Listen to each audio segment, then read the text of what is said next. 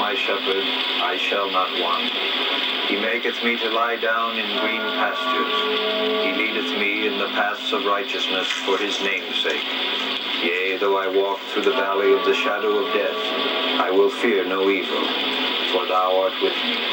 Thy rod and thy staff, they comfort me. Thou preparest a table before me in the presence of mine enemies. Thou anointest my head with oil. My cup runneth over. Surely goodness and mercy shall follow me all the days of my life, and I shall dwell in the house of the Lord forever.